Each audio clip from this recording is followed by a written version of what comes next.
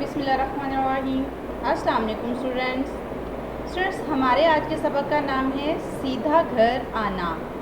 ठीक है one class, सीधा घर आना।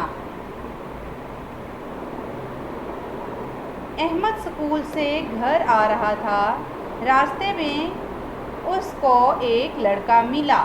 ठीक है, अहमद स्कूल से कहाँ आ रहा था? घर आ रहा था और रास्ते में उसे एक लड़का मिला। ठीक है, और लड़के ने उससे क्या कहा? टॉफ़ी चाहिए। ठीक है, उससे पूछा क्या आपको टॉफ़ी चाहिए? स्कूल से सीधा घर वापस आना। आपने किसी से कोई चीज़ नहीं लेनी।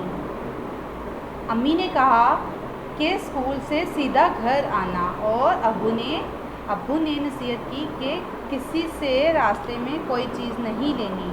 अहमद को अम्मी अब्बू की बातें याद आई। जब अहमद को रास्ते में लड़का मिला और उसने कहा कि टॉफ़ी चाहिए, तो उसको किसकी बातें याद आई? अम्मी और अब्बू की बातें याद आई कि अब्बू ने हमें रोका था कि रास्ते में किसी से कोई चीज़ नहीं लेनी। अहमद ने लड़के से टॉफ़ी नहीं ली, वो भागकर घर आ गया। अहमद ने लड़के से टॉफ़ी नहीं ली और भागकर घर आ गया। तो प्यारे बच्चों, इस कहानी में, इस पूरी कहानी में आपको किस